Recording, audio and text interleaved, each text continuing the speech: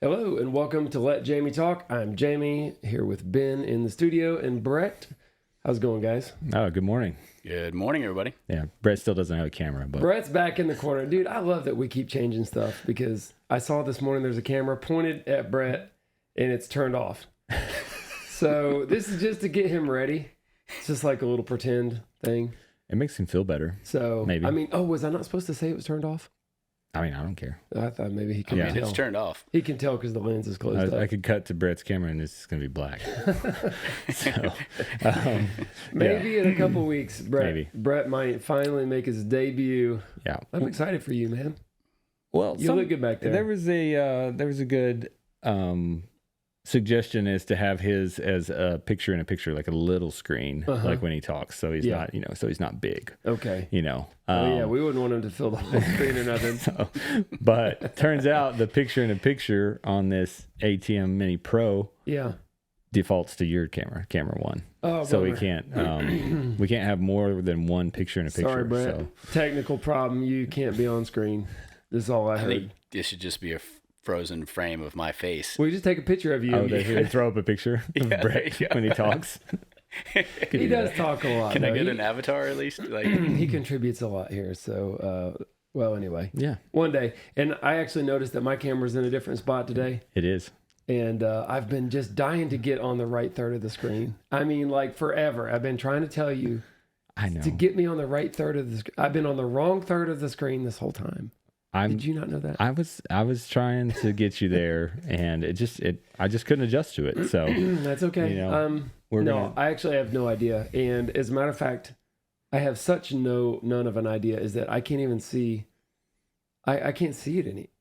Like our TV thing that used to show me what the cameras look like. no, because then you just look at it. All right. Well, let me ask you, how many weeks have we been doing podcast episodes? This is 16. All right, 16. So for 16 Fridays in a row, basically.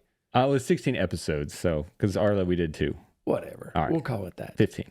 Well, I'm just gonna say, for 16 weeks in a row, every time I've come in here, something is different. Okay. Every time, maybe. I mean, just about. Let's just say every time, just around it, in that way. Yeah. But that's good. That means we're trying to figure it out, or you are. I mean, because I don't do anything. I just show up and drink and coffee. there it is, folks. Actually, sorry if I'm scratchy my voice again, because, dude, I was taking some medicine like Claritin and some other, dude, I can't pronounce it. I couldn't even try. Anyway, I'm not taking that now, but I think maybe the Claritin. I don't know, dude. I never had allergies. I always thought people with allergies were like, man, why do you have allergies? I don't have allergies, but now I wonder if I have allergies. I think you do. Shoot. I think you do too. That's what some of the fans said could be the problem with your throat. Well, I'm trying to clear my throat. And I don't know if it's drinking coffee, because I got 2 cups before me here. Oh, you do have 2 cups. I didn't even If you notice that, they're both blue because that's my favorite color. But this one, I'm trying something new. It's mud water. Have you heard of it? No. Is that mate? I don't know what it is, dude. I'll be honest. Is it mushrooms? You stir. I think it is mushrooms, but I Gotcha. think it's other stuff too. You stir it in. Here's the thing.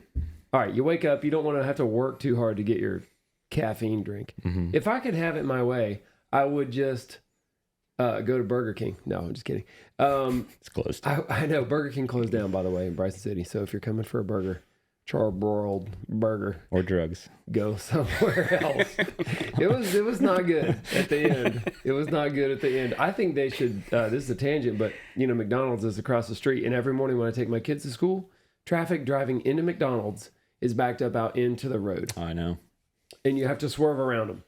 And I think that they should build another McDonald's across the street and sort of divide it up a little bit. There you go. Dueling McDonald's. Yeah.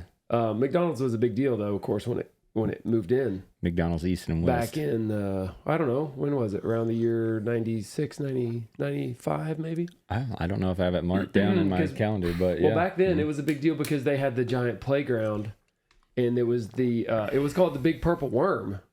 Oh, Because right. they had the slide, and it was the first thing you see when you drive into Bryson City is this giant purple, round, tubular slide Was thing. it 2 stories? Yeah. Oh, man. The playground? And they had a, what's the little, the pit with the balls? Yeah, ball pit. Ball pit. Yeah. Is that what they call it? That's the technical term. All right, well, they had that, and that was cool. Yeah. And I liked it. It was back then. Well, I still like it now, I bet. I actually looked at, there was some graphic I saw of like the progression of McDonald's facades. Oh, yeah. You know, how it like started out and it was like so fun and crazy and like, and the big clown and all now that. it's just like, you know, Ronald. like business suit. They're pretty sleek, Like, and they did a renovation, you know, and they did sleek it out. Mm-hmm. You know, they totally went like straight lines and like modern looking. Perkins green and tan. But hey, they are selling more cheeseburger fast food than anybody else, so maybe they got it figured out. I'm probably not going to tell them how to do it. Yeah. So there's no references to when it actually came to Bryson City, but the first one came to North Carolina in 1959. Well, that's pretty early. I don't even remember that. Well, I got really sidetracked there, but I was talking about the Mudwater coffee, but it's not coffee. Mm-mm. Right. So that's the thing. It's other stuff, and you put it in with a spoon, like a scoop, and you put it in 3/4 cup of hot water, and then 3/4 cup of milk or almond milk or whatever, oat milk, whatever you like, and then you stir it up. But the problem is it's got like solids in it. You have to keep stirring, like doing this to the cup till like it'll make a little stir thing happen. So you need a little blender. Yeah, he needs a little blender. I got the little special blender, which those are great. No, they make a blender cup that you just carry around. It's got a little button on it. No, they don't. Yeah, they do. You made that up. My wife has one. You're full of it. No. All right, I'll bring one. it over. I need one. Well, the problem is here, let me tell you what. All right. Coffee's great. It's not too hard to make. Right. It's not complicated. This is a little more complicated. I feel like I thought about what it would be like to be a barista at your shop, because I was like, I had the milk and the cream, and I was this, and then blending, and then rinsing the measuring cup, and all this. I was really getting in the zone with this. Okay. And I thought, well, if building falls through, I could be a barista. See? I think people line up for that. Backup plan. Yeah. It's my backup plan. I don't know. Well, you're just meticulous enough that you would make really good coffee, but not really fast. Just to show you how picky I am and how I don't know if I'm OCD, because is that a real thing? I believe so. Yeah. Because we say it all the time. Oh, it's my OCD. Well, are you really OCD? Is that it's like ADHD. Is that ADD? They're all people say, "Oh, it's my ADD," but I mean, some people do have it for real. Like, yes, like a doctor. They definitely get used more common, like as you could say as anybody. verbs probably than. Okay. I mean, well, every morning I have to find a cup that's big enough to be oversized for the mud water, because you got to stir it with the thing, and it's exactly 1.5 cups plus cream, and a regular coffee cup is not big enough for that. Like not this kind, like not a to-go cup, but a regular coffee cup. Okay. And then you go to blend it and it slings out of there. And then you're just ticked. I mean, just no way to start your day. But the problem is all my big carry to-go cups, I carry them out of the house and they never make it back. Yeah. So I always have not enough of them. Well, then why don't you use a big glass measuring cup? Well, I do. I have just one. Blend it all in that and then pour it in your coffee cup. That's a good idea. I don't do that. But I do have all those things right there in front of me. Yeah. Maybe you should come over and help me make it. You can see that it's getting to the point to where it's a big deal. It is. It's kind of stressing me out. I'm a little bit more stressed out that, I do all of your merch, and you're not carrying a mug that has your logo on it. I need to go down to BCO right now and get myself a new mug. These are painted and job site weather beaten coffee cups with the paint peeling off of them. Yeah, that'd be great advertising for your own brand of mugs. I know, if we could just get my name and put on that mug. No, we'll get a sticker and we'll put it on these mugs. There you go. That's right. You'd have to come up with like 50 stickers because he has coffee mugs everywhere. I'm going to have to. Yeah, and they get nasty too. Everybody knows that if you leave them for about 3 months with old coffee or tea bags in them, or especially milk stuff like this has got milk in it. But anyway, so if you see me stirring my cup like this a bunch, it's because it's really bad at the end if you had forgotten to do that the whole time, and then you take that one last big gulp, and it's like, I don't know how to describe it. Yeah. Sediment. It's mud water. It is, I mean, yeah. It is what it is. So anyway, I'm trying to decide if I like it. You sold me. I don't want it. You don't want to try it? No, I'm good. I just bought a bunch of it. It's all right. I'll stick to the good old black coffee here. I'm going to tell you something I missed, though. All right. So anyway, I got tea over here for when this one runs out and I gag on the bottom part of it. I'm going to switch to tea. Mm-hmm. I've tried a bunch of different drink things. Okay. And sort of like supplement to stuff. Like I'm going to say maybe in the health food supplement direction. Okay. Maybe. I don't know. What was the last one I tried? This mushroom coffee. So this isn't mushroom coffee. There is mushroom coffee though. Mm-hmm. What's it called? Mud water. No. I mean, I think there's a couple different names, but I don't know. What? The one I just had? Rise. Oh, okay. Yeah. That's your And that brand. was okay too. RIZ, right? I don't know. But the problem is they have all these great advertisements and I fall for them. And, it's like, you're going to feel better. Your gut health is going to be through the roof. And I'm like, I know it's important. I just can't tell. I drink this stuff for a month and I'm like, my wife's like, well, do you like it? You feel better? I'm like, meh. Can't tell. I don't know. But I did spend a lot more time making it, But I'll tell you one that I really miss. Well, my focus was on point really early in the morning because it took me so much energy to make it. I know. I want to switch, and this is what I was going to get to, and I know this is a lot, but you know what? I'm going to let Ben talk here in a minute. So, I almost wish that there was a really good coffee drink or energy drink that was not bad for you. That was just, you just pull it out of the fridge, you crack the can open, and you just chug it in the morning. They don't make that? I don't know. I mean, coffee's not bad for you in moderation. Yeah. I know, but I go overboard. I just keep drinking it. Well, that's not good. But you don't have jitters or anything like... Not usually. I mean, I usually use up the caffeine in work effort, and then I want some more. I don't know. Does that work? I don't know that that's how that works. But I'm thirsty in the mornings. I can tell you that. Water. What? Yeah, water. I'm sorry, you cut out. It's bad signal in here. But you don't drink water when you get up in the morning? Like I usually don't, but I am thirsty as I could be, dude. I am so thirsty. But I will make a protein shake sometimes. So do you have dairy? Yeah. Okay.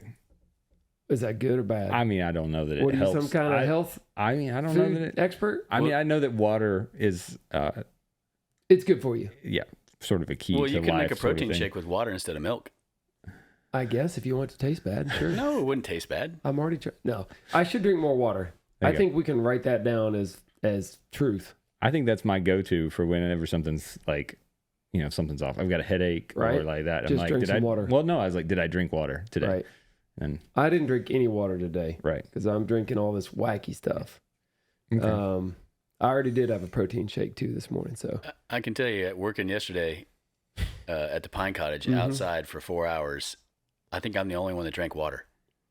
Probably. I think Ray said I got a Gatorade and it was missing like 2 sips. I was like, what? It's literally 90 degrees, y'all. Yeah. No, it was hot, sweaty. It was hot.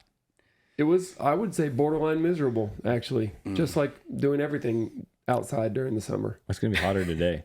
Is it? Yeah. Great. And next week. It's supposed to go to like 95. Oh, wow. Or something. Yeah. That's good news. Heat wave. Wait. Well, I got a lot of outdoor work to do. And just save it for next week. My wife is going on her girls trip. Girls trip. College girls retreat weekend. Okay. They do this every year, right? I don't do that. No. My wife does though. So anyway, she's going to Boone. Right.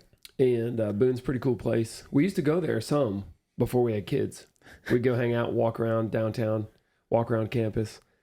She would tell me about the old days when she went to school there, in Appalachian. So anyway, what I'm getting at is that I got a lot of work to do. And my wife is going to be gone. And my 2 boys are going to be gone. They're going camping with my brother at the lake. Nice. So they're going to go fishing. And well, then you got it easy. And Zoe, my daughter's going to Nana's house tonight. So this might be like the first night in the last 12 years where I literally was by myself for one day.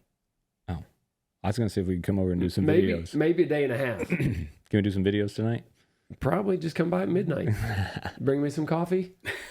We'll shoot all night. Bring you some mud water. Well, so this is the time. This is the time for me to get wacky, weird stuff done that I never find time for.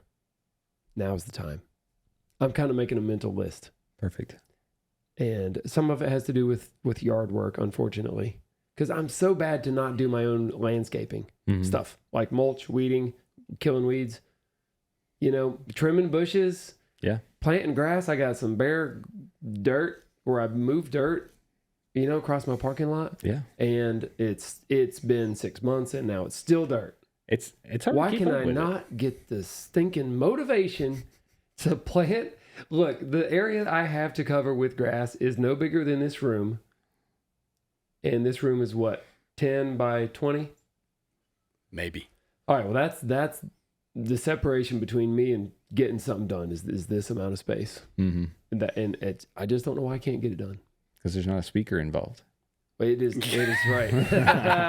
People, I don't know if people understand how much I like speakers. Maybe they do. Oh man, are we going down this tangent this morning? Because we're on a tangent run for sure. Well, I'm just saying we've talked about speakers some. Just one episode. Well, yeah, and people probably think that's totally random. I know. Like that has nothing to do with anything. So we should do it more. I think about speakers quite a bit. My wife probably wishes I didn't, but I do. It's my fun thing. Mm-hmm. That's what I do for fun. Yeah. Just think. I would bet that's 40% of the conversations that we have, Jamie. Yeah. And I have absolutely nothing to do with speakers. I'm no pun intended, a sounding board. Look at him go. I know. Put a camera on that guy. I do have a question about, personal question. Uh-oh. About related to yard work. How often do you take the blades off the bottom of your mower and sharpen them? A lot. I do it a lot. A lot.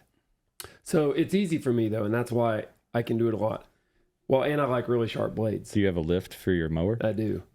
So that's the thing. Like before I had a way to lift the mower, everybody hates tipping a mower sideways, putting an old school socket and a ratchet on one, trying to find a block of that's what I've got to do. And jam it to bind the blade up, and then they're always on there really tough, and you always feel like you're going to slip and cut yourself. Of course, that is what my experience has been, and it all changed for me when I got smart enough to one day, like I'm going to say maybe 15 years ago, I got an old joist hanger, and I welded a piece of rebar to it. It was a double joist hanger. Mm-hmm. And because my joists under my deck, I had doubled and 3 inches wide. I needed a bigger joist hanger. And I put it under my deck, and I put the joist hanger out in the middle of the span, like a little U-bracket. And I could hook my mower to it with a manual come-along. Okay. Click, click, click, click, click. I would ratchet it, lifted. It's a 48-inch wide commercial mower, walk behind. Mm-hmm. So I thought I was really doing something then. I was like, I'm doing it now. Because, not only before are you trying to stop the blades and do the ratchet, but for a commercial walk behind, which you know all about. You've run them a lot. I know, you and your dad. Skag. It's hard to hold the mower up at the same time. You're trying to do too much. And that's why it's really irritating and maybe even dangerous. So yeah, once I got the come along thing, that was good. But then fast forward a couple of years, I built a little shop building, a garage looking thing. And I took part of a signpost, like a galvanized metal signpost. So not only did you steal the sign, you stole the signpost. I had a friend that could get this stuff, and I didn't steal it. But anyway, that's what he told me. You can get this stuff. So then I welded an extra support to the bottom of to the length of the signpost, and then I welded a hook on it, and then I screwed it into the bottom of my floor trusses in my shop to distribute the weight a little bit. I think I crossed over like 5 trusses, and I was trying to calculate how many pounds could each floor truss hold in a normal load, and I would say at least 100 pounds or more. I mean, way more than that actually. Well, so I said, all right, as long as I don't put more than 500 or 600 pounds on this thing, it's nothing. I mean, the floor is going to totally support it easily. So I got a chain hoist, which is better than a come along. Mm-hmm. You just spin the chain down, and that's easy. And that was way better. And the only problem is that when I want to drive in there, I got all this chain stuff hanging down. So every time I would do it, I would have to go get a ladder, and I had a hook on the ceiling where I would pull the chain to the side and hook it on the ceiling. So that I could back a trailer in or my truck without getting my rack wrapped around a chain and jerk the whole thing out of there. Yeah. By accident.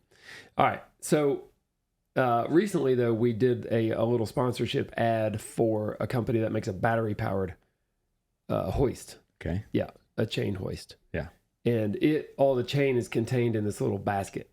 It dispenses the chain into a little basket. So it's a little keeper for it. And it's remote controlled, battery powered. By the way, if you hear a little squeak. I do hear a squeak. I noticed you noticing. I'm going to do it to the. Oh. All right. Now we're not wearing headphones, but if anybody is, all right, that's my fingers because I'm wearing, I think, my oldest device today and I need to oil it. Yeah. I noticed it's a little squeaky, and I can't help but fidget my fingers. Like I'm sitting still here. It's not like I need to be doing anything, but I just move my fingers around, just to make sure they still work. I don't know what, but they squeak. One day I actually thought there was a mouse following me around. I was in the basement of one of the houses we built down the street here.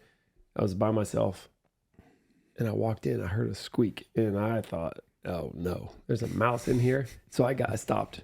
I listened. I didn't hear anything. Started walking again, and I heard it again. I stopped, and then I guess I must have twitched my finger, and I heard my finger squeak. I was like, "You found it." Yep. It's called a CM Battery Star Hoist. Is that the one I got? Yes. Mm-hmm. There's actually there's a Perkins Builder Brothers. Okay. Short video. I think Sawyer did it. Oh yeah, me and my son Sawyer. We'll try to add that, or Ben, I'll look it up real quick. It's actually really cool. It is. I mean, not for nothing, we did an ad for them, and we get paid to do advertising. But this is actually a super cool. That's it. Mm-hmm. It's a 2,000-pound lift, I think. It uses a Milwaukee battery. I don't know if it shows that or not, but yeah, that's the remote. It's really cool. Mm-hmm. So it's cool that the hoist. Oh yeah, look at that. It's cool that the chain is wrapping up inside of the thing that's connected. It's not like there's the basket. Yeah. It is. It's all self-contained. I reel that thing all the way up to the top, and it's high enough out of the way. Yeah. So, but yeah, when I sharpen blades now, I just power that thing on, one press of a button, and just lower it down. Man, look at the price on that thing. I don't do nothing. Well, they are pricey. Yeah. Yes. But but it's a engine hoist. It's a pretty useful tool. It's not a toy. It's a serious. I mean, you could buy a car tool for that. That's how much I paid for my Jeep before I found out I needed a new engine.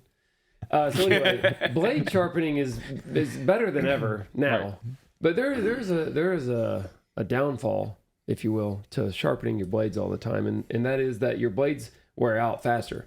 It's just like my pocket knife. This is my normal daily pocket knife. Kershaw, it's dirty. Holy moly, it's dirty. Well, look at that. It's dirt stuck all over it. That's from yesterday. That's yesterday's dirt. I sharpen my knife so much, just like the lawnmower blades. I see it. Now, maybe once a week, I sharpen my lawnmower blades if I'm mowing regular. Dirty. I mean, I'm serious. I keep them sharp. I mean, razor sharp. I mean, I'm like a twice a summer guy, but I don't have any. Like this one's so dirty. Like this is when people freak out on Perkins Builder Brothers channel when you take this thing out and like cut some cheese with it or something. Like I do. Look how dirty it is. I know. It's my peanut butter knife too.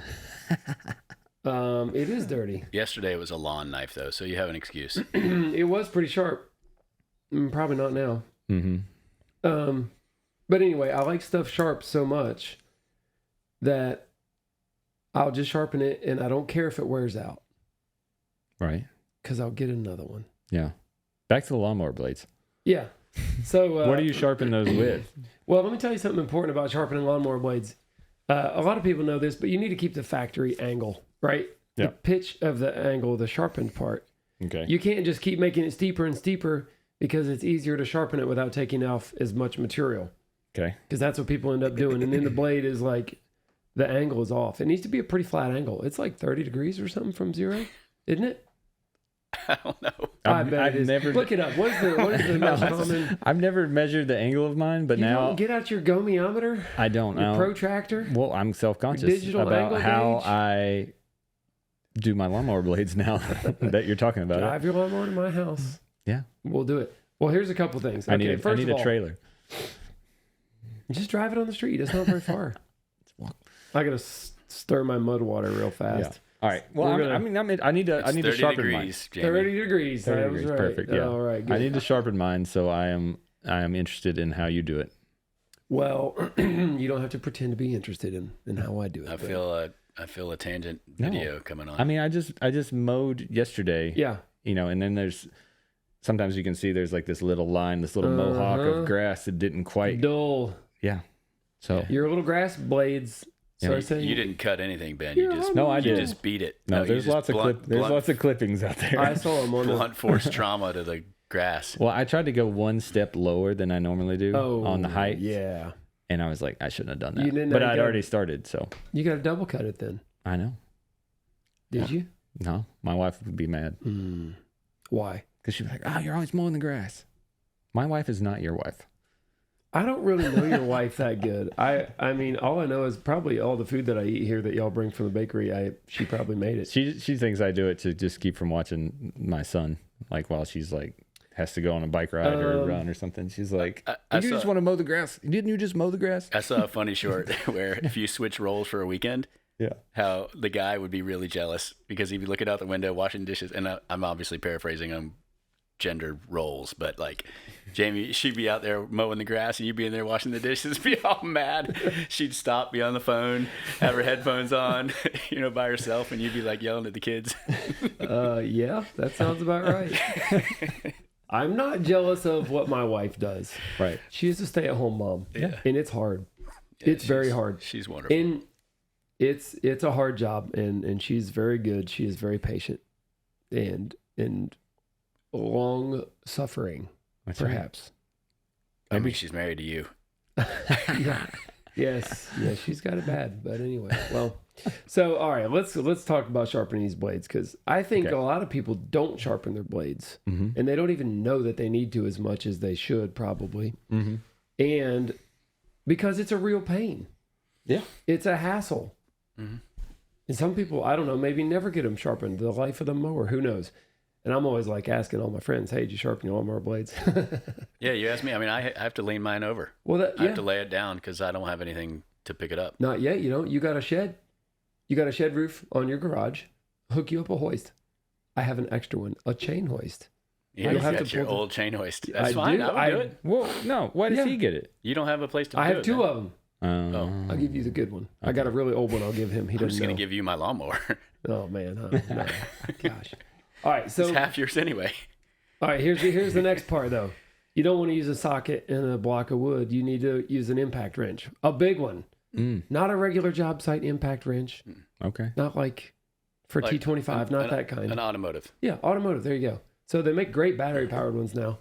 And I had one. I had a flex one, and it was awesome. But I gave it to my buddy Jason, and because he didn't have one, and I have an air compressor with a. I actually just bought a new one, air powered. Are they still called impact wrenches? Like at the tire shop. I mean, that's what I'm talking about. Vrr, like that. Yeah, how's it go? No, I think the first one was right. I forgot now. Yeah. Anyway, I got a new one because I had borrowed one for a while from a buddy, and he needed it back. I was like, "What? You need it back?" Like, I don't understand. When you borrow tools from somebody, you get used to having them. Mm-hmm. All right. I have one of those you can have. So I just bought. Just so you know, because I have an extra one, but I don't use it. You do? Do? Well, I have a battery powered now, but I have. You got a battery. But I have an air one. No, I have one. Oh. I have an air. Okay. Wrench driver. Right. Well, the mechanic ones, they're really heavy. Okay. And they're not suitable for me. They're no good for me because they weigh like the end of them, like past the handle, the front part, they weigh like 10 pounds. I'm serious. They're flipping heavy, too heavy. And so I was going to go buy one, and I went to the auto parts store down here in town, and they had a few, and they're like, I was like, look, I don't want to spend a ton of money because I don't need like a $500 one of these things because they're expensive, the air ones. And then they're like, well, I'd get this one. And I tried it. And dude, the front of it was so heavy. I was like, I can't even hold this thing. And you're still kind of reaching out and under and sideways and up. And, so you don't want something heavy. So I got this lightweight one. It's green colored. It's like, it's a green. I'm just saying this because if somebody's going to go buy one because we're talking about this. Look for the green ones. Look, it's a lightweight, compact. It's green colored. They might make air hoses too. The brand that makes like green looking air hoses, like neon green looking almost. I wish I could think the name of it. One of y'all can probably find it. Compact wrench, air wrench. They're typing it in search here. So, dude, you grab this Speed thing. Iron? Say again? Spedier? No. Speed Dyer? No, it's this one right here. Flexzilla. Oh, all right. Flexzilla. Of course it is. Yeah. Oh, gosh, that one's only $99. You got rooked. Oh, this is on Amazonian here. Okay, well, I don't know if that's the one I got. I paid more than that. But we can add it to the Perkins. Does it have a half? Is that a 3? No, half. Yeah, that half-inch drive. Half-inch drive. All right, we're talking about a half-inch drive error. It's 23% off. How much did you pay? I don't know more than that, but it was convenient. I went down there and bought it and came home with it. Yeah. But that one is awesome. It's got 3 settings for like power, without adjusting your air pressure. Uh-huh. And that's handy if you just want to barely peck on something, I call it. Okay. Tat, without really going like nutty on it. Nutty. So, yeah. I like that. That was unintentional. All right, so that's how I get my blades off. That tool right there, and it's awesome. It's lightweight. It's very balanced. 15/16 socket is what I use. That's perfect. I never knew I needed one, but now I do. Now you do. You need a hoist. You need an air compressor. You need that thing. You need a 15/16 socket, and you'll zip that thing off in about a quarter of a second. Make sure you buy the right socket. You still haven't told me what you sharpen them on, I think. All right, well, I use an angle grinder, a battery-powered angle grinder. Which I don't know what's the angle part of it. Is it an angle grinder or a side grinder? Is it a side grinder? It's a handheld grinder. Okay. Why do they call them an angle grinder? I think my dad always called it a side grinder. Maybe it is. I don't know. Brett's going to find out because now we have to know. All right, well, here's something important. Okay, I do not use standard grinding stones. They call them stones, but like a grinding disc. They're about a 1/4 inch thick, right? The black discs you would grind on metal with. I don't use those because they don't take away enough material quick enough, a standard grinding stone. So I use these green ones, and I wish I knew the name of them too. They're on the Perkins site, the Perkins Builder Brothers merch or not merch site. What is it? Perkins Builder Belt site. Yeah, there is an actual link to the kind of grinding discs I like, and they're super aggressive.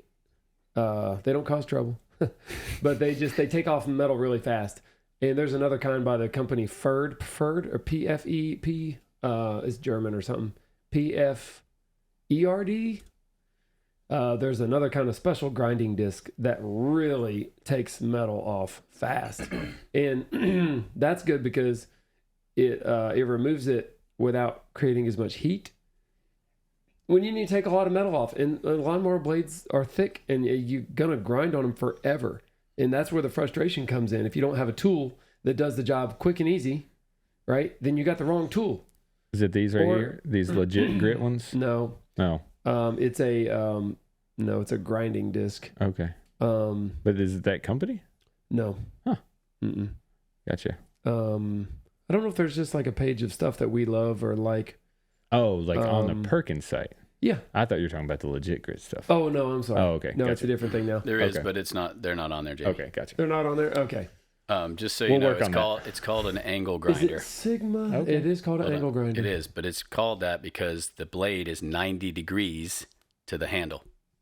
So it's at an angle to the handle. 90 degrees? Not angle. You call that an angle? 90 degrees is an angle?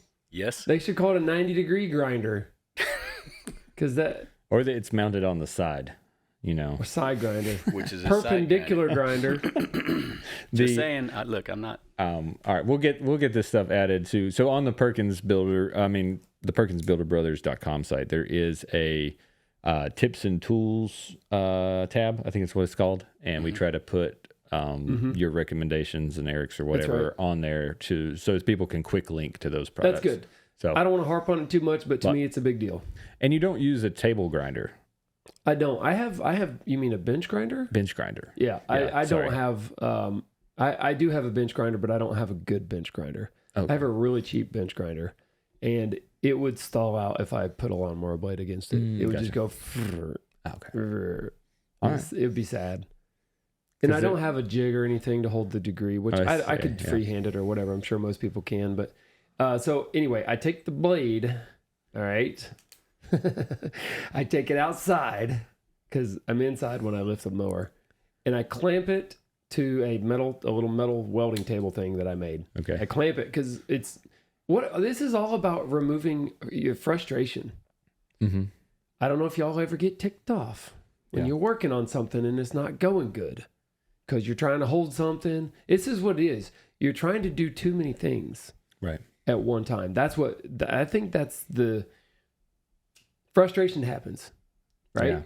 It's like if I'm going to hold this cup, I'm not frustrated, am I? Mm-mm. Look at me. Do I look frustrated? You never look frustrated.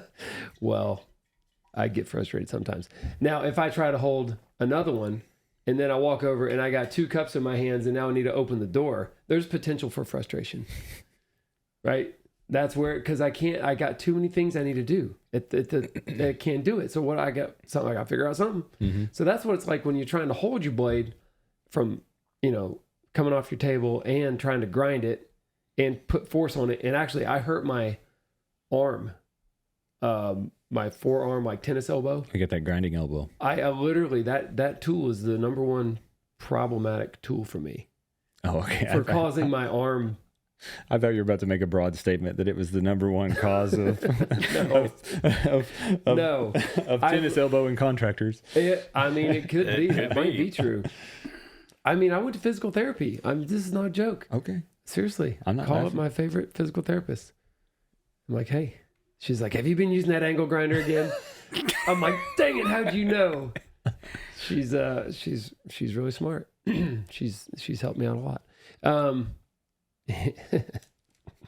All right, good story, right? Well, anyway, so I try my best because I know that I'll hurt my arm, even if I just do it for 10 minutes or something. Mm-hmm. Holding the angle grinder and doing the work with it with one hand is bad for me. Okay. I know that. Okay, there you go. Now, you don't have to use a battery one, of course. There's electric ones. They're great, too. Plug-in style. And I have a bunch of those, too, and I never use them. But I clamp that stupid thing to the table so I can hold my grinder with 2 hands. Mm. And I'm not frustrated when I do that. I'm happy. See? Yeah, I see the smile. I see it. I'm just a little happy thinking about it.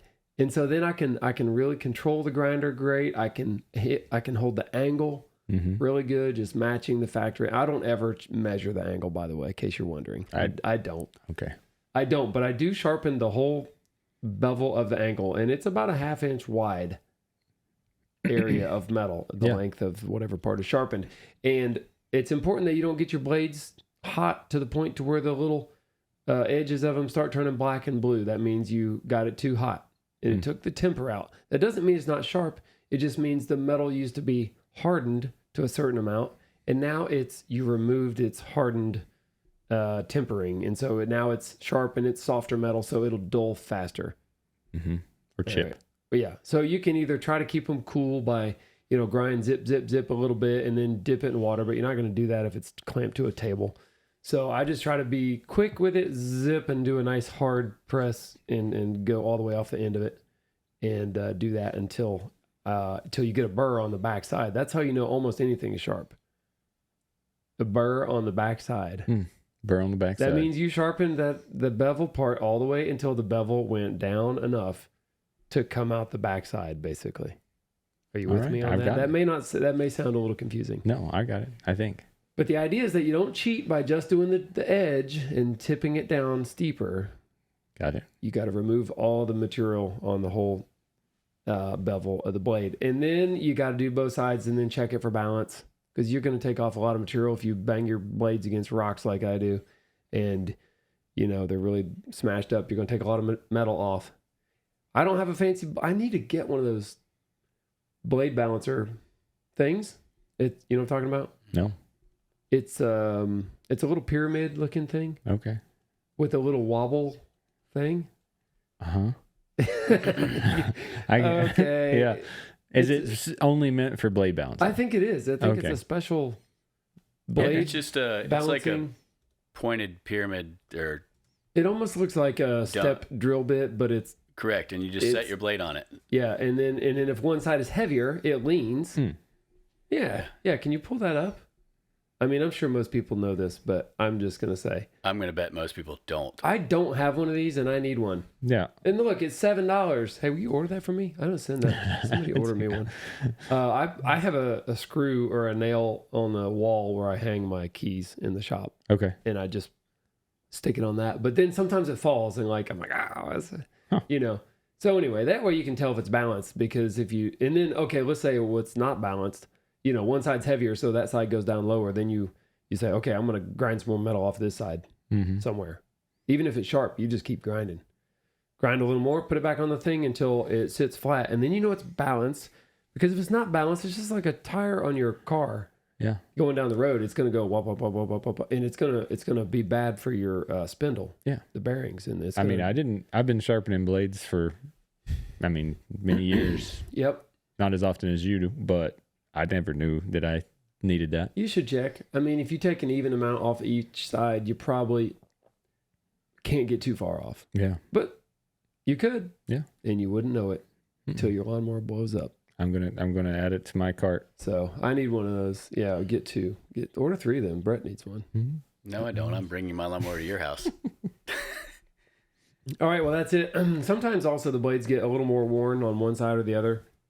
I mean, like a 3-blade mower, like sometimes the blade closest to the chute gets more because it rocks or something, or one side. Mm-hmm. So I'll find that I'm grinding this side, or that blade is getting ground down more. Yeah. And so I'll rotate them. I was going to say, you rotate them, right? Yeah, I'll put that one in the place where I hit the least rocks and allow another blade to get sharpened down faster for a while. I like how you said that was it, and then you just brought up a whole new point. Right. So then I'll put them back on, and I'm good to go. And I grease the spindles.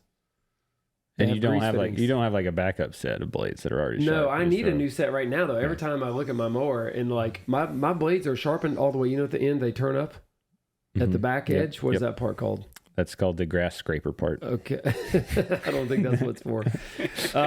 That part where it flips up, it's like a little wing. A wing, like on a spoiler. Spoiler, there we go. Yeah.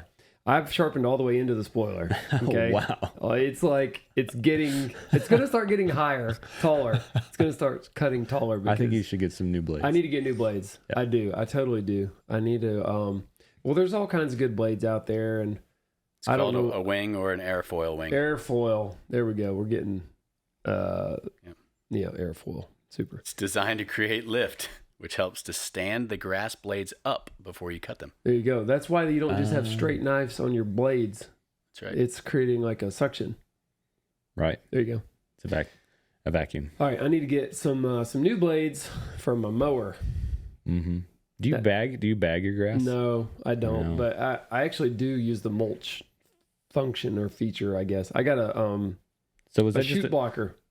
Did you buy that after effect? Mm-hmm. Gotcha. Yep. I had it put on there. I've made lots of versions of my own chute blockers over the years. Maybe I should do that. But yeah, that way you don't have to go a certain direction around a flower bed or against your driveway. But that's a different kind of blade too. Mulching blade is different. They've got little cutting teeth in the foil. That's correct. What you call it? Airfoil. Wow, we sound really smart, by the way. I can't even. I mean, if somebody want to learn about lawnmower sharpening blades, this is a good episode. Yeah, it's great. It's important. I don't know. I think everybody needs to know about it. Yeah. All right. Find me some good mulching blades that fit my mower. And the mulching blades just cut the grass up so small that it sort of falls down in. Right? I think so. Yeah. It doesn't sit on top. It cuts it twice or whatever. It just recirculates. Yeah, it's got keeps little cutting. Teeth on the turned up part, and so the grass is floating around. It gets whacked a bunch more times. Yeah. Not by the cutting edge of the blade, but by the. Yeah. Well, I texted you about my patio door. You did. Do you remember that? No. Remind me. Well, it was Father's Day, I think. I sent you a text that say, "Hey, if you were looking for a patio door, where would you go?" Okay, right. Well, I was weed eating. I call it weed eating. My wife, the Northerners call it weed whacking. Okay. I don't know. What do you call it? Weed whacking, weed eating. I say weed eating. It's harder to say, though, than whacking. Weed whacking. Yeah. Is easier to say. Weed eating. There's a lot of ease. Yeah. Anyway, it was weed eating. Caught a little piece of pea gravel around my fire pit and threw it into my patio door. Break the glass? Oh, no way. Yeah. Temper glass, too. That always scares me. It cut, and I mean, whatever. We've been here for, 10 years almost, and I've never done that, and I've been mowing the same stuff. So it was just bad luck on Father's Day to break the patio door. So now I need a new patio door. I didn't know that's why you needed one. Did you go to the place I told you to go to? No, I can't just run over to Asheville and look at patio doors. Well, if there's anything I can say about doors and windows in regretting buying certain ones, is that I didn't really look at them carefully in the store or maybe on display. If I was going to buy windows or a door, I want to see the one that I'm going to buy instead of just ordering, without getting to touch and operate. I feel the same way. Whatever one I'm going to buy, I want you to see it. Yeah, you want me to see it? Oh, gosh. So, we're going to go look at patio doors one day. You know how much I charge for consulting? Yeah. Good. I paid. Did I pay you on this place? You did. Yeah. I think you did. Yeah. Not enough, but no, you did. I'm just kidding. I just want to add to the mulching though, Ben. You can't cut it short because it'll bog down. Yeah, and it's I don't necessarily want to cut it short all the time. Yeah. It's just like I got out of rhythm on my mowing day, and I was mowing like 3 or 4 days earlier than normal. So I was like, oh, I bet I can go down a step. Oh yeah, I was wrong because it's rained every day. It does rain hard here every day. It was just wacky right now. So it had grown more than I thought. But anyway, so patio door, I need some help, and there's 2 matching ones. So now I have to have 2 patio doors. No, you got to buy both of them. Well, I mean, your wife wanted new ones anyway. Like she did years ago. Till we found out how much they were, and we were like, it's okay. We'll just keep these crappy patio doors. No, they're expensive. Maybe insurance will pay for it. Yeah, and now it's. Oh, you think so? I mean, it's a broken window. Maybe I don't know. I'm not an insurance agent, but it's worth a shot because 2 patio doors, they're 9 feet wide, dude. That's each. True. That thunderstorm that came through picked up those rocks, threw them right at my window. It was hurricane force. It's bad. Winds. Well, it's bad. All right. Well, good luck with the insurance company. Yeah. Well, man, what? Oh my gosh. Yeah. Well, we're just checking the time here. Yeah. I just get excited about sharp stuff and lawnmowers. You do. And blades. And I like cutting too, because we're not done talking about lawnmowing. That's a word. Well, lawnmowering. I think we should keep it up. There's more here. Lawnmowering. Lawnmowering. How many yards do you mow, Jamie? I mow, let's see, my house, which is, I have a top yard that's like where my kids play, and then there's a big field. I think we can call that 2, but we'll call it 1 for my house, and then I mow a big field down by my neighborhood, because nobody else will mow it. Oh, I didn't. And I can't stand to look at it when it gets tall, okay?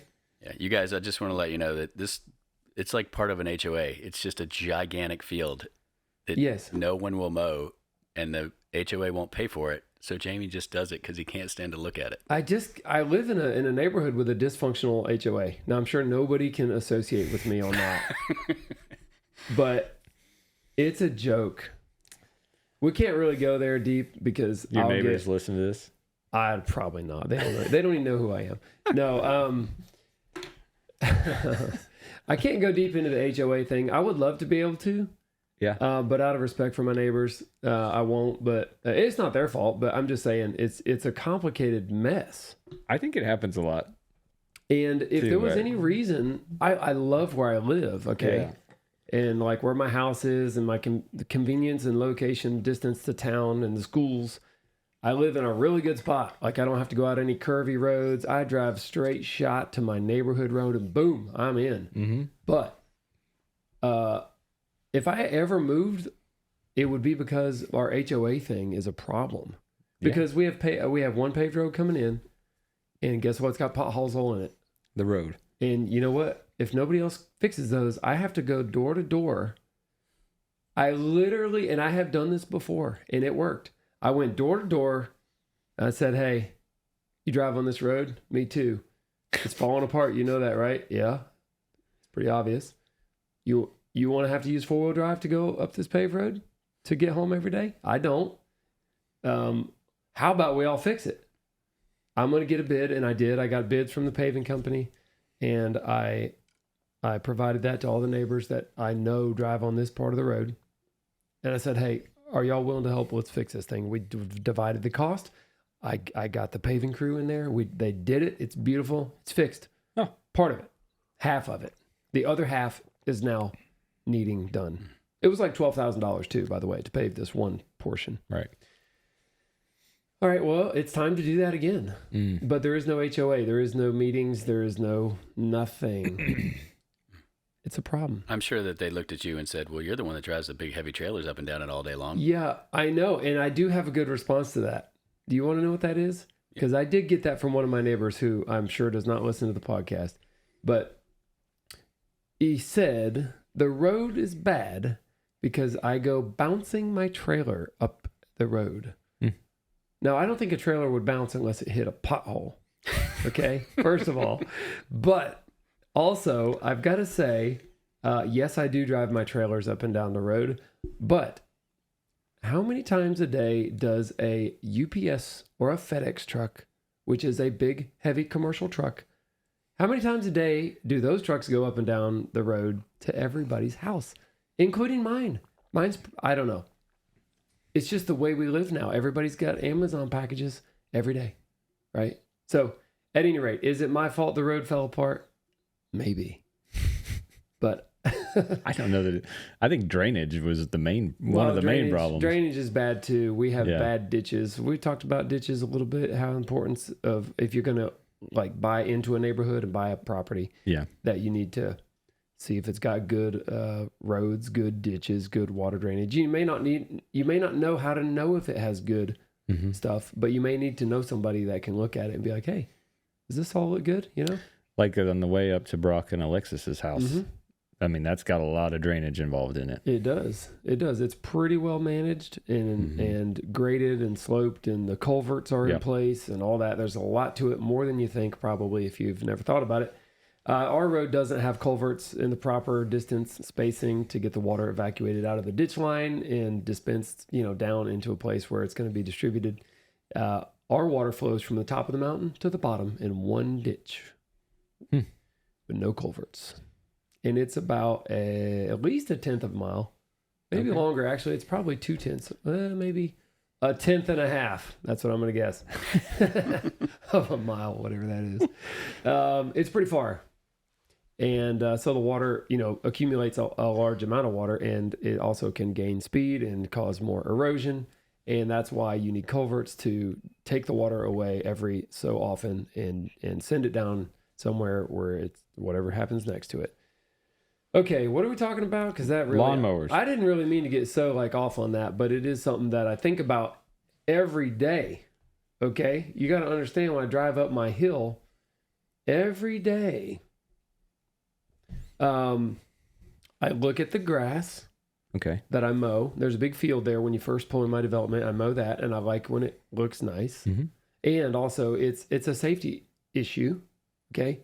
So, lawn care and weed whacking is a safety issue in my neighborhood. It is. Okay. At the bottom of your road. And I say that like it's a joke, but I'm not kidding.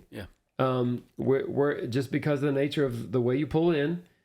If the grass was 3 feet tall, 4 feet tall, because nobody mowed it, and then it would turn into woods anyway, but you couldn't see around the corner, and people come up and down that hill, and it's only a 1-lane kind of paved road. There's not room. There's not room. So what do? You're going to go flying up the hill thinking you're going home, and somebody else is flying down the hill, and you can't see each other until you're like, bam, too close to each other. And I have almost, had some head-ons. Dang. With the trailer? Literally 2 days ago, yes. Well, and at the bottom of your hill, your road adjoins or abuts into a DOT road, which is very heavily trafficked. Yes. At 45 miles an hour, I think, speed limit. Which is right down from the school. So let's call it 60. It's called 60. I know, but if you didn't mow there, the DOT, just so everybody knows, the Department of Transportation North Carolina, which is great, but they don't mow as frequently as they should on the side roads. They used to mow more when I was a kid. It'd be like 3 feet tall. Yeah. All right. So, here's the deal. Like you're saying, at the bottom of my neighborhood road, you pull up to there's not a stop sign, but imagine it's like a stop sign. And there is no stop sign. I know. It's on your trailer. You have to use your imagination. I got the stop sign holding my trailer together. That's where it went. Don't tell anybody. No, it's not. It's not where that one came from. I've never noticed there's no stop sign, but now it's all coming full circle. It's private. There's no stop sign. All right. Well, there's like a curve that's hard to see. You can't see far enough. There's not a good line of sight to see traffic coming. So it's one of those things, you pull down as far as you can. You look both ways. You look both ways again. Mm-hmm. You decide, I'm going to floor it and go. Right? And then as soon as you pull out, you look in the rearview mirror and see if anybody's gaining on you. Yeah. Here comes see if you need to punch it. Here comes a high schooler who just got their license barreling down. But yeah, exactly. I keep the grass mowed right up to the road and around up the state road. I mow along the side of the state road and up a bank that's like, well, the bank is probably 20 feet tall, but I weed whack like 10 to 15 feet high up the bank. We're just going to get you a boom arm for your tractor. And what I've thought about, trust me, I've thought about it. I literally, dude, the other day, I am not even kidding, dude. I took a regular push mower and I ratchet strapped it to the bucket on my track hoe. No, you I didn't. did, dude. I was like, I'm going to do this. And I did. I didn't use it though, because it was very dangerous. It was dangerous because I want to get a mower. Yeah, just like you're saying. Why didn't you video that? We didn't need to post that anywhere. I don't want to suggest that was a good idea to anybody, and it's not. Is that why I just bought another mower? Maybe. We'll talk about it later. Yeah, that's not safe. Yep. I did fire it up. I strapped it on there. I cranked it up. I raised the arm up on the track hoe, and I was gonna like start trying to mow some branches off of a tree. But I realized that I could see the bottom of the mower. I could see the blade spinning, and I don't have a cab. I don't have glass. I don't have a door. I got nothing separating me between the mower and so I thought, as much as I want to just go ahead and test it, I'm just going to shut it down. That's right. I did. You were thinking about your patio doors. Dude, it'd break every window in the house. Well, and that is dangerous if you go out where there's other people in cars and, other people's houses and all that. I was like, oh, no, So I just used my weed eater. I just used my weed eater with a saw blade on it. Boring. I adapted 2 different kinds of cutting heads for a weed eater, a weed whacker. I think I'm good with weed eater. Weed eater? Yeah. I'm going to still say it both ways. Okay. In case you just don't understand what I'm saying. Okay. Real quick, Ben, how many weed eaters do you own? 1. Okay. Yeah. I have 2 only because I inherited 1.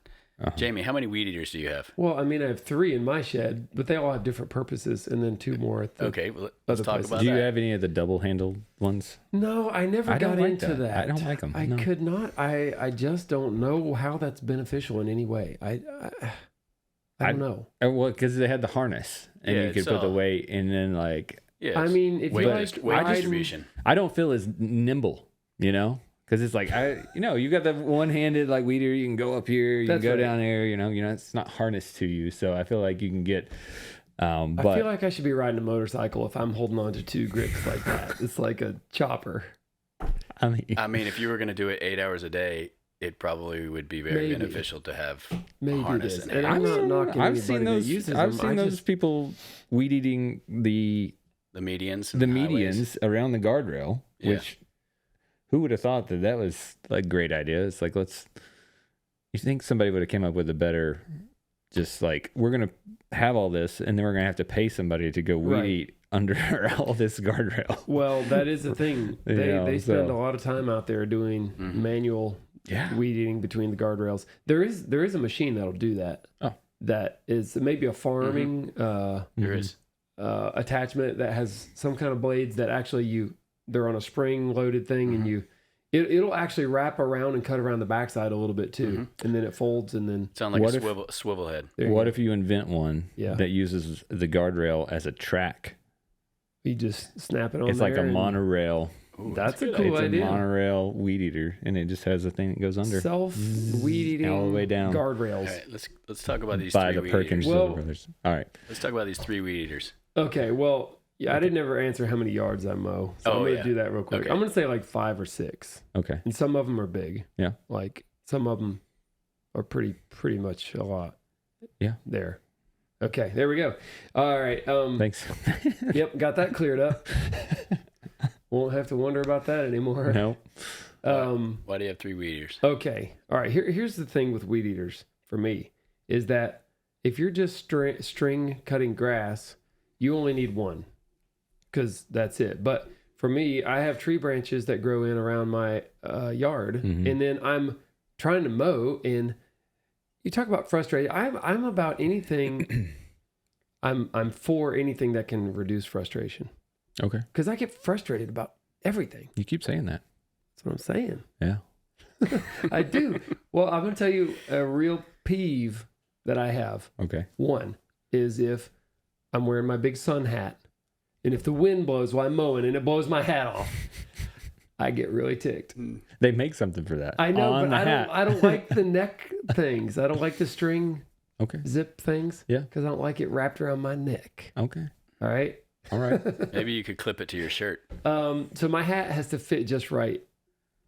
Because if the wind blows and my hat flies off, and this happened to me yesterday, and I almost, dude, I was ticked. Because, look, I'm trying to get the yard mowed. It's been a long day. Yesterday for me was like every day. It was a long day. And at the end of the day, I got home. I said hey to my family and my wife. And I got a cold soda to drink that had caffeine in it. And I was like, I just need to get on the lawnmower. The lawnmower is the place for you to clear your mind. Yeah. For a little bit. So you can be prepared to be nice, and you can kind of let your day go, right? Yep. So you need to mow a little with a sharp mower to be happy. Mm-hmm. All right, so I put my hat on, and the wind was blowing, and so when the wind was blowing, it was going to lift my hat, so I had to tip my head down so the wind would blow the hat down, and I was doing that, but then I couldn't see where I was going. And so I was trying to find the borderline of how high can I lift my head without the wind catching my hat. And then I was doing that for a minute or two. And then my hat blew off. And I was so mad, I almost turned around and just mowed over my hat. Because I was like, man, this hat has just ticked me off for the last time. You're going to get it. So, and there's some things about hats that people don't know. Right. When you're picking the right hat. And I'm going to tell you what it is. All right. When you're mowing, okay, you need sunshade, right? Okay. All right. That's important. So you need a big brim on your hat. It's got to fit just right, or you'll be mad like me. And you'll want to run your hat over that you paid $30 for. All right. It's got to breathe a little bit so you don't get too hot. And it can't be too floppy or it'll fall down, be in your vision. All right. Now, some people may not realize that you're wearing earmuffs or earbuds or earplugs. I do. I listen to music. That's that's one thing I love about mowing is just listening to music. Well, your engine is loud. Mine is anyway. Yep. And so you're trying to block out the lawnmower noise and listen to your music. Well, sometimes you have to turn your music up too loud. Right. So you might need to wear earmuffs over top of your earbuds. Right. To block the noise and then have some good music. Then you can't hear a thing, and that's pretty nice. But the earmuffs don't play nice with a nice hat. At least not the kind I have. So anyway, think about this. The engine is right in front of you and the sound is coming at you. And imagine that the brim on your hat is like a big reflector or like an ear. It's like a giant elephant's ear. Right. And it will capture the sound of the engine and just make it even louder. If you don't believe me, stand on your lawnmower with the engine running and put a big hat on and then take it on and off and listen to how loud the engine seems to be when you switch it. We need a decimal reader next time. All right. So I need a hat that goes up like this, like a big funnel, and deflects the sound away like a diffuser. Yeah. Okay. I need an acoustically diffusing lawnmower hat that is the right shape and angle. So we just need to deflect. We need to put some foam on the bottom of your hat. Yeah, I need some sound dampening material on the bottom side. But also a little airy is good, like a straw hat, because the one that I almost ran over yesterday, it was really ticking me off. It had like a fabric on the bottom of the straw part, so it was like solid, really stiff, but it catches a lot of sound, and that makes it harder to listen to music. All right, so that's all I know about lawnmower hats, but it's back important. to weed eater number 2. Okay. Is you use that one to trim branches around your house because it's got a blade. Weed Eater 3. Oh, okay. That's Weed Eater 3. Well, okay. What was Weed Eater 2 then? All right, let's talk about 2. All right, string is for cutting grass. That's number 1. Everybody knows that. It's Okay. for whacking grass. You're not cutting it this Okay. way. Or eating it. That's the argument my wife has. You're like, all right. It's not eating it. Yeah. All right, so there's these plastic blades you can get. Okay. Gator, I think, is the brand I bought some. Okay. Or they're metal and plastic, actually, for cutting like briars. Okay. Not tree branches, but briars or thick weeds. These little plastic blades do really great in thicker stuff. And they're really tough. There you go. Yep. The problem is they wear out really fast. Okay. And they're lightweight and then, unlike the string, the string you can tap the head on the ground and you get more string. Well, this thing, when the blade starts wearing down on the Gator plastic blade thing, they just get shorter and your efficiency is just going downhill every second that you're cutting something. And so they make some that have little metal teeth on them, but they're really flimsy and they get all bent up too easy. You hit one little stick or a branch and they get bent. So I don't like that. Okay. So what I ended up doing is taking the Gator blade head and the size of the blades that you can buy, the little replaceable ones, they have little teeth on them, almost like a little sawtooth looking shape on the metal and plastic ones. And Ben's going to find some here, but anyway, I took one of the blades, like the replacement ones, and I just made a solid metal one. Is that it right there? That's just the all plastic one. The other ones are it says metal. Light duty. There they are right there. Yeah, that's the one. If you can see that blade there, it's okay. Yeah, it's like a little saw. It looks like a little chainsaw. Those are okay. They're really lightweight, but they do work great for the first 5 minutes, and then they get a little bent, and then they're no good.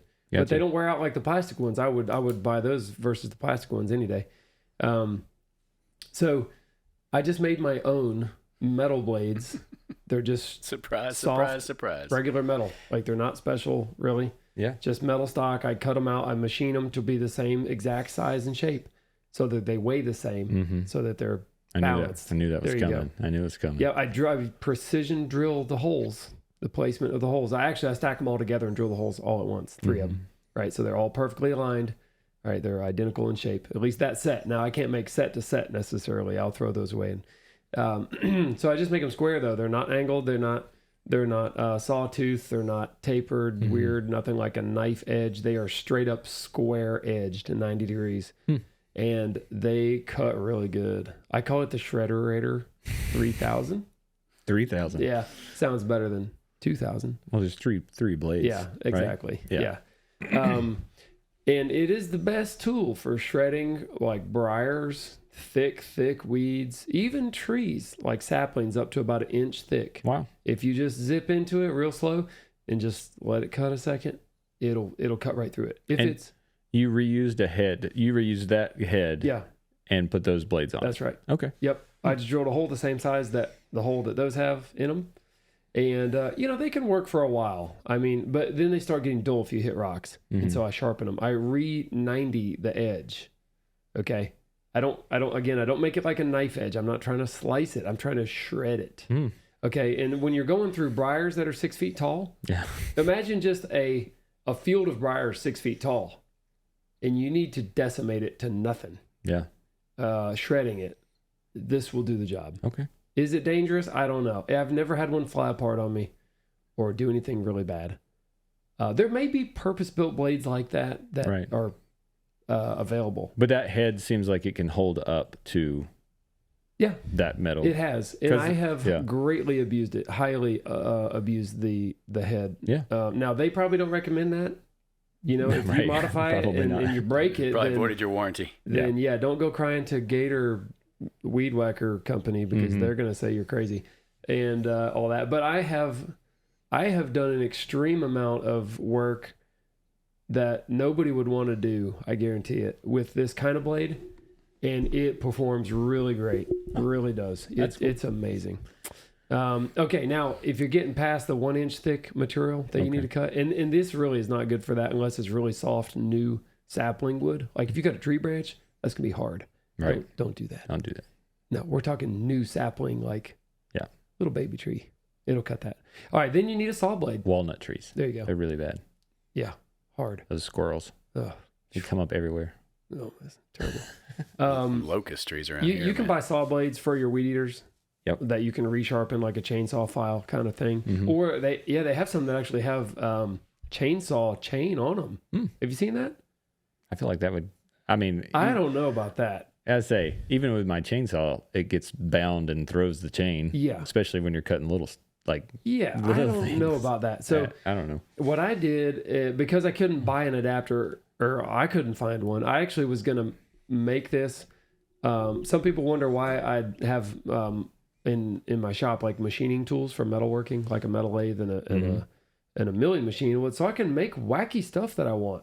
That's really the only reason I have it. I don't do like jobs for people to make money or anything like that. But it's handy when you say, man, I need a special washer with a little, a special shape, a special size, a little bumped out portion to hold a blade. So the shaft on a weed whacker is, I don't know, it's a 1/2 inch or less, the diameter of the splined shaft on a steel or a Husqvarna.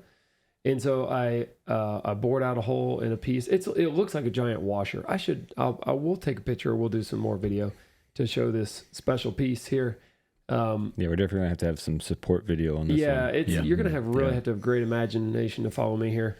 We'll do a follow up. Yeah, there we go. So I made an adapter so I can put a 7 1/4 skill saw blade on a weed whacker. All right, there you go. So now you got your 7 1/4. You can saw anything that blade can saw. I mean, you can cut down a tree, a 3 or 4 inch tree. Yeah, with a weed eater. Now, do you still have a pole saw? I don't have a pole saw. Huh. I want one. My dad has one. Gotcha. Brett needs it. I need it. Is it a battery one? It's a Milwaukee. That's what it's pretty nice. Yeah. I have a gas one, but you do? Yeah. Can I borrow it? Well, if you can fix it. What's wrong with it?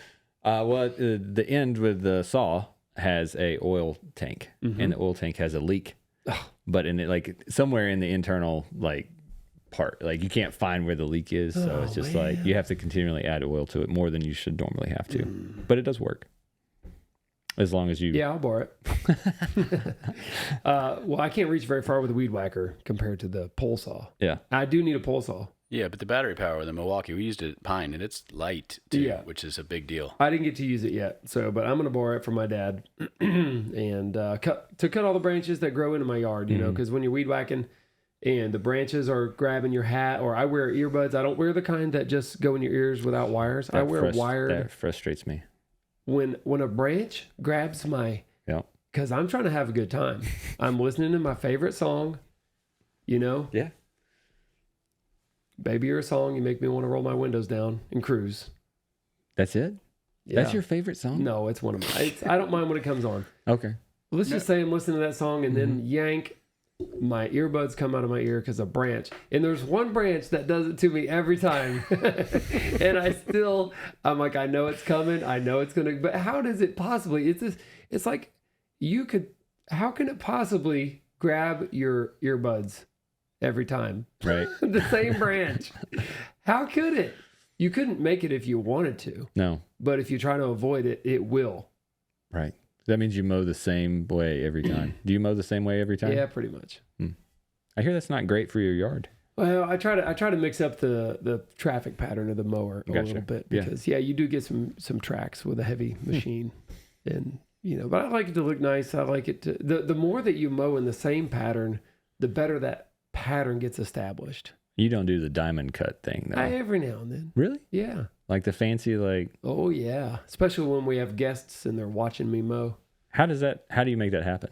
Well, you mow it one direction like normal in lines. Well, like normal. See, some people don't know what like normal means. Okay. Or it may mean different things to different people. Mm-hmm. Like if you have a regular ride-on mower, you might ride in circles. Right. Till you get to the middle. Do you blow all the grass out or blow all the grass in? Well, I don't know because I don't do that. I go down one way. As an old riding lawnmower guy, I would always blow it in because then it keeps getting chopped up more and more and more. And clogs. That's why his mower breaks all the time. Yeah, but then you also, otherwise you blow it all onto your driveway or gravel. Yeah, because I have gravel driveway and that stinks. That's what a leaf blower's for. No. Not in gravel, man. Doesn't work. Okay. I go down one way, I turn around, I come back. Right. Lines. Lines, is that what it's called? I mean. What is line? We say. That's what we say at work. What is line? There's a movie or something that has a thing where the guy keeps saying, what is line? He can't remember his line. All right. Yeah, I'm mowing lines then, we'll call it. Okay. And then you just either go to a 45-degree angle off of your original line and do it again. And double cut it. Just do it again, yeah. Oh, it makes it beautiful. Huh. Or any degree of angle in between. As long as it's, yeah. There's a lot of good videos of guys that do all kinds of wacky patterns. Because, I mean, if you're in the lawnmower game and you mow for a living, I mean, you're gonna be thinking about this. Now, I don't. That's not me. That's not what I do for a living. But I think it'd be better than barista for you, though. I mean, people make zigzags, like little snaky lines, or they do like all one way and then two the other way to get like a thirds of stripes looking. So it's called striping when you get your grass to lay down a different way and it catches the light. The reason it looks that way is because the sunlight reflects off of the grass blades. Right. It makes it look shiny, right? And so you're laying down the grass in different directions to make it shine in different ways. There's that house. Do you ever go the back way to Lowe's and Silva along River Road? And that big house that sits off? That they're always adding on to? Yes. It's just continually. Yeah. Dude, I love that place. Their grass is usually always some kind of fancy pattern. They do good down there. We need to go interview them. They used to have like a golfing... they used to have a putting green. In the yard. Like a real one, though. I know. Not like DIY. I think they got rid of that, though. Yeah, I think they did, too. I got an idea, Jamie. Next time you mow the big field that isn't yours, that belongs to the HOA, you should just put a big P in the middle of it. Yeah. I don't know. Just lay your stake, your claim. That field. And I don't mind mowing it either, just for the record. I not that I like it, but I don't hate it either, you know. Who doesn't like to watch some grass get mowed? You could hire someone to do it and then go charge all your neighbors the bill, right? I could. I don't know. I've been mowing that for 15 years. Just send them a back pay bill for you doing it. Dude, I don't know. It's okay. Like I said, it's when I look at, here's the way I treat stuff like this. And I'm sure there's other people that have to consider whether they're willing to do something like mowing grass that's not theirs or scraping a gravel driveway. Listen, around here, you know this, a lot of people have gravel driveways. All right. We don't live in the city. We live in the country and it's mountains. Yeah. So it's not flat gravel driveways. This is not in a field. This is going up hills.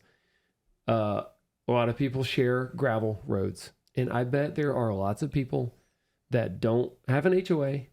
They just somehow get along with their neighbors and they have to decide who's paying for the new gravel when it gets washed out. Because it rains like crazy. And who's paying somebody to come up there with a tractor and grade it? You know what I'm saying? Who's taking turns to pay for it? Or are they all sharing for it? I don't know. Listen, but I've had conversations recently with my friend at the hardware store. As a woman who is widowed. Okay. And she's, I don't know how old she is, but she has gray hair. Okay. She works at the hardware store. She's my good friend, Dolores, and she has great frustrations with her driveway because, and I don't know anybody up there. I don't even know where she lives, but that is the problem. Okay, it's shared. It's shared, and who pays for it? And she like literally almost wrecked her Jeep. She has a little one of the smaller Jeeps. What is the Liberty? Maybe Liberty or a Compass Renegade or Compass. All right, it's not a big four-wheel drive Jeep, but it's a smaller car like Jeep. Okay, so she like almost ripped a bumper off trying to get across this ditch in the driveway because it washed out, but it's on somebody else's, and she's like, oh, I don't know who should fix it because I'm like, who's paying for this? You know, all this. All right, that's the same thing with mine. It's like, all right, I just have to do something, right? Yeah. So instead of complaining to the neighbors most of the time, I just do it because what I do, here's the way I justify it in my head. And maybe somebody can relate to this. I just say, okay, what if all this driveway was just mine and I had to pay for it all anyway? Like I'm not paying for this road really. It was already here. Okay. Now I don't know if this is going to make any sense when I say it out loud, but I take care of it as if it was just mine, even though it's not, if somebody else isn't doing it. Okay. I'm just using it. I think that's a very noble way to I don't know. Most people don't. And that says a lot about you and your character, really. I mean, you drive and see it every day. And we had this conversation earlier in the week. Yeah. You know, because it takes time, of which you have none. None of us have any extra time. I don't think so. And I've mentioned to him several times what Ben said earlier, like, why don't you just pay somebody or just not mow it for like 2 weeks and see what happens? Right. And I would look at it and go crazy. That's what. Yeah, exactly. Well, because you find great satisfaction and enjoyment in driving up a road that has a really nice lawn. I do. Mm-hmm. It's on the way to your house. You don't want to look like butt.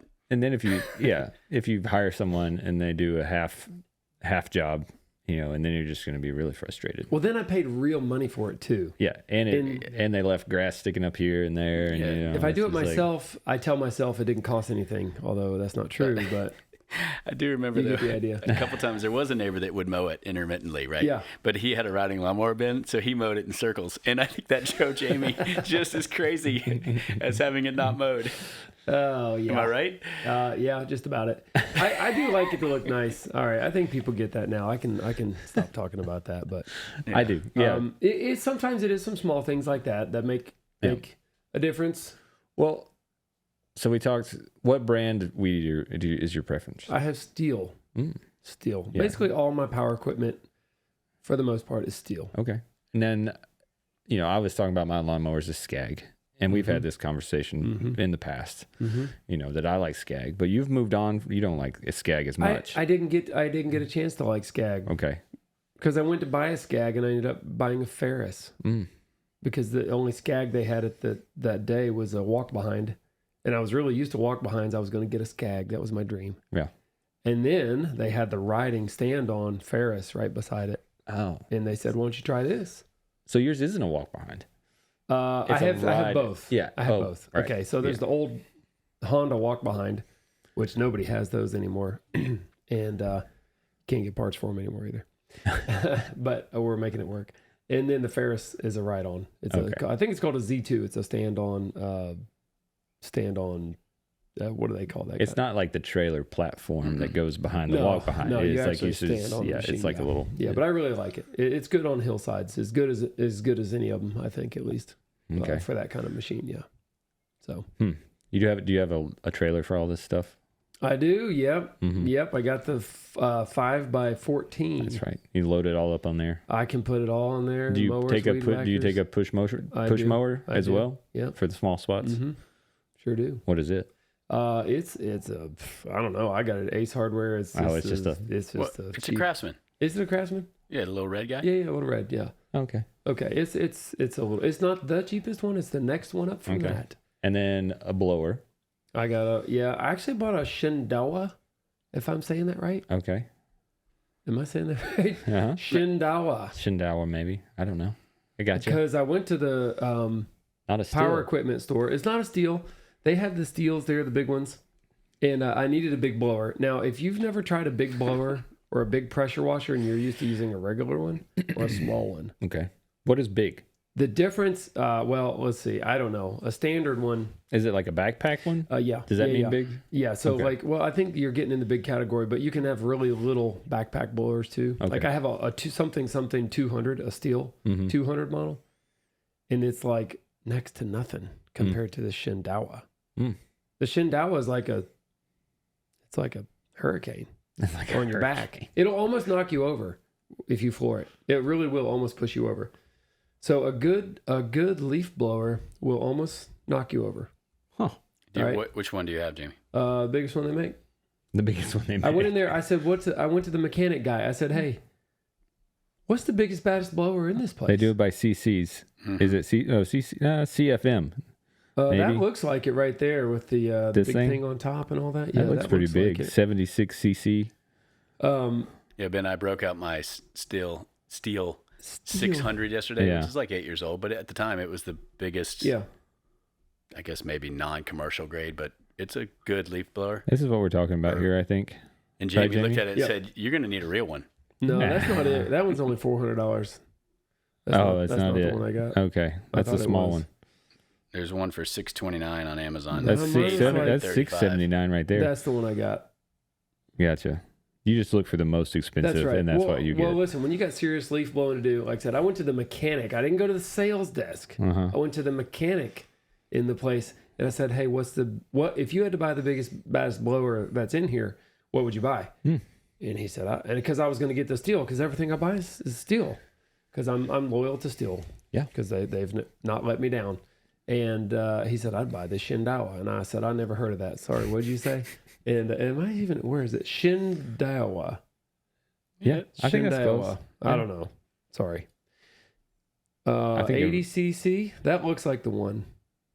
79.9. Yeah. They should have just made it 80. Come on.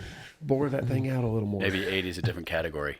It might be. Yeah. Insurance. No, it might be. It might be. But that thing really blows good. I mean, it 240 miles per hour blowing capacity. Is it what it says? Wow. Yeah. 240? 240 miles per hour blowing performance boost, work efficiency, and productivity. What I love is that I can stand in the center of my driveway and I can blow the whole property from one spot. Just spin in circles? Yes. Wow. Dude, it's no joke. You should come over and ride this thing. All right. I'm going to have to. Ride. You can ride his leaf blower. Do you call it a leaf blower? What do you call it? Yeah. A backpack blower. I do. Leaf blower. Leaf blower. But the problem is I need to bring it with me everywhere I go, though. I need it, like... At all the jobs. Yeah, at all the jobs. Even building houses. I mean, having a leaf blower on a job site for building houses is great. You can, the little battery ones, they're great too. Mm-hmm. If you're on a roof or you're cutting somewhere where you don't want to be stepping on sawdust, like on a roof, because the dust is slippery. Yeah. So, yeah. Sorry, you just gave me the stare, like, whatever. Yeah, I got you. You want to clean the dust off, So a little battery one, they don't make noise or you don't have to start them. So that's nice. They're not super, super powerful, but they work pretty good. They don't make any noise? Pretty quiet. Huh. Pretty quiet. Or if you get a bunch of sawdust down in your pouch and your belt and you can just blow it. I like to do that with an air compressor, but we don't always have air on the job. Yeah. So is there anything else that rounds out the yard tool setup? Those are probably my best recommendations. What is it, Brett? What do you got? You got to have a good gas can. Oh, gas cans. Yeah. Well, yes. Good gas cans are really helpful for cutting down on frustration. Yeah, but how do you find one of those? Because the new ones are... As of now, there's not a plastic gas can that I like out there. I have not seen one. Now, maybe there is a great one. If they are, they're not anywhere near where I am. So I've been buying metal gas cans. There's two brands. One is something Right or Best Right. What is it? Right can or what is it? Brett's looking it up. And another one, I don't know what it is either. If you just search for metal gas cans, we could probably find them. The kind that I'm using now has like a yellow funnel that's built into the gas can. The one you have now is an Eagle. And they're good because they fill fast. Like you can fill up a gas can on your mower fast. But they're a little bit of a hassle to fill up at the gas pump because there it is. All right. You bringing that one up? Mm-hmm. Okay. Now this is expensive for a gas can. That's a little bit of a downer. But when you use them every day, like I do, it's worth buying one that gives you the least amount of frustration and the best, fastest filling with the least fiddling with the safety features. So again, the only thing I dislike is that you have to pull that funnel off. The plastic funnel to fill it at the pump. Which is not the worst thing ever, but they didn't make it real easy. The best one, and this is my opinion, it's called the Just Right. Just Right. There it is right there. Yep. This one, That one is really easy to fill at the gas station. It's almost no spill. Mm-hmm. You can tip it basically upside down. Yeah. Well, it's got a lot of moving parts. Yeah, but if you tip it over, like my push mower, I have to really tip it over to get it down in there. Get the hose down in there, and it doesn't leak at all until you depress the lever. So it's... You even get different hose sizes there. Yeah. Oh, yeah. And it's a flexible metal I would call that a commercial grade. It's a nice gas can. I mean, it looks about just right. And I like the name, Just Right. I mean... Do I need to add all these products? We've talked about a lot of products today. Yeah. Well, these are the things. It's a good mower setup. I mean, for doing the yard work. This is a lot of just below commercial cutting other people's yards setup. Well, I think everybody's always made fun of the fact that I have a commercial lawnmower and I mow 1 yard. Mm-hmm. But like my first business that I had when I was like 12 was a lawn mowing business. Okay. And that's when we bought that Skag, a used Skag. Yep. Lasted for 17 years. That's a good run. And I was like, man, that was great. So when I was like, I needed a mower here, I told my wife, I'm going to go get Skag. Because it lasted. It had a good reputation. That's right. And she couldn't believe. She's like, "You're gonna spend that much on a mower? That's more than your car, you know." It was at the time. Yeah, it was more than the Honda Element. I was like, "Yeah, but it's like more than $100." Yeah, I was like, think of how much it. I was like, think about how much it costs to pay somebody to mow your yard throughout the season. Yeah, over 5 years. But yeah, I bought it and got it for. It was they were having some crazy financing. 0% financing. 0% for 5 years. Yeah. And hopefully it lasts for 17 or more. How long have you had it now? I've had it for 7 years. Well, that's how long I've had mine. How about that? Whose will last longer? I don't know. Yours gets way more use. No, maybe. Yeah, it does. And I let my son drive it too, so it's probably gonna. It takes a beating. No, he does a good job though. My son is Sawyer, who's 10, is driving this one. Yeah, there's a lot of flat ground for him to practice.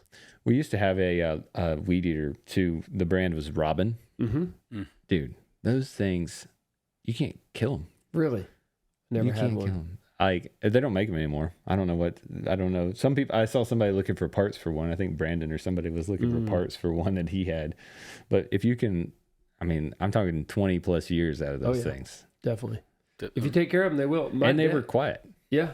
Oh, that's weird. Do you carry 2 gas cans, one with gas and mix? Yeah.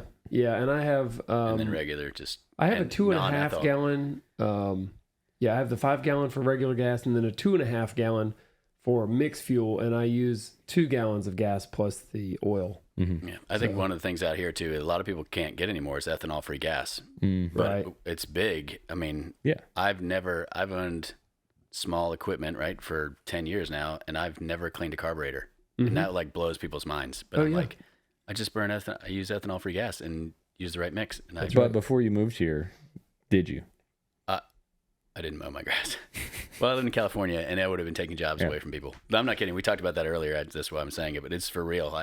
When I first moved to California in 2006, I mowed my grass the first weekend I was there, and I swear my neighbors thought I had lost my mind. What? Yes. Are you kidding? People, it's providing jobs for people in the community, and they were like, you need to not do that. I think it'd be funny. No way. Yes, they lost their mind, dude. I brought my lawnmower from North Carolina, and I was mowing my grass, and they were like, "What are you doing?"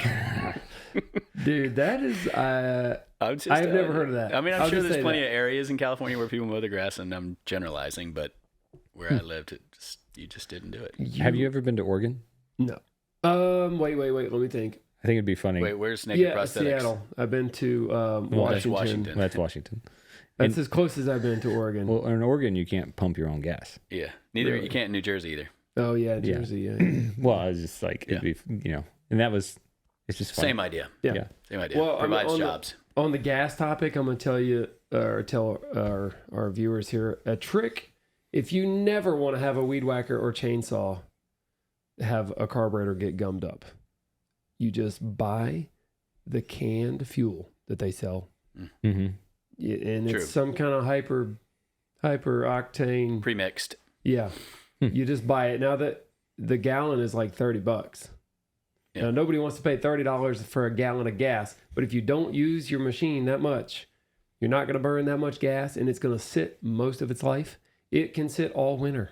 Yeah. And if you've got that high quality gas in it, it will not gum up the carburetor. Yeah, it's kind of like a seafoam idea. Yeah. But you could put additive, I guess. If you wanted, my leaf blower had the carburetor get gummed up on it, but I think it was because I burned some old boat gas. I was trying to get rid of it, and I was like, I'm just going to put it in here. Burn old gas, yeah. Well, what's funny is I've never had I think the ratio in the marine oil would be a little bit different. And they said you could do it, but don't do it often. But I think it gummed up my carburetor, which is really easy to burn out and clean out. Yeah. Well, here's another little trick too. Oh, it's not a trick, but if you run out of regular gas, but you have weed eater gas or weed whacker gas, okay, you can put that in your lawnmower and burn it. But you can't go vice versa. I don't mind. Like, I will fill up my tank in my lawnmower with weed eater gas. Doesn't bother me at all. Right. I don't think it hurts the machine. I don't know. Maybe somebody can tell me. Burns a little dirtier, maybe. Yeah. I mean, it's just lubes it up a little more. What's the big deal? Well, it's expensive. Well, yeah, perhaps. But in a bind, it'll work. Yeah. You know, but then, that's all. That's all I got. Yeah. I lent my, I lent something to Ted Duncan the other day. Yeah. Pastor down the street. Oh, a gas can, because somebody ran out of gas at his church. and he came up and got it, and he went to get gas, and he thought about it for a second. He's like, "Oh, this is his lawnmower gas. I better go get ethanol free." That's right. Fill it back up for him. Yeah. I was like, "Oh, that was very kind of you. Thank you, Ted," because I would have put it in my lawnmower, and then that would have been it. Maybe not it, but yeah. No, I know. All right. Well, yeah. I think we might ought to wrap on the lawnmower topic because I'm getting to the bottom of my cup here. This has been I'm fixing to gag on the mud. Yeah. This has been an ultimate tangent episode. So we didn't get to start any other topics, but this wasn't even on the topic list. Topic. Yeah, this was a whole topic in itself. Well, and this really was just scratching the surface. I feel like you say that every time. Of the lawnmower and weed whacking, and there's a lot more I'd love to say, but I need to take a break here, so I think we're going to call it a wrap on this. I think so. On this subject for today. And you got any other closing thoughts here, Ben? No, I don't think so. I mean, I think I think this would be a good short episode on lawnmower and other random topics. That's good. Well, I enjoyed it. I think I might enjoy talking about lawnmowers and sharpening blades and stuff, cutting grass more than most people, maybe more than average. I might enjoy it more. Not after this episode. I don't know, but it's very satisfying. I think everybody. I didn't really say that, but it's satisfying to see your tall grass get cut and look so nice. Yeah, cathartic. Who wouldn't like that? Yeah, maybe people that don't have grass in the desert or something. But all right. Hey, we're done. We're done. We're gonna. This has been great. Yeah, I think so. Yeah, tune in next time for. I think we're gonna run down on some. We're going to try to catch up on some questions, some fan questions. Okay. Yeah. Is what we're going to try to do next episode. Just do just a whole rundown of that. So. Okay. Fantastic. Well, thanks for sticking around with us. Be curious, and if you don't know, just ask.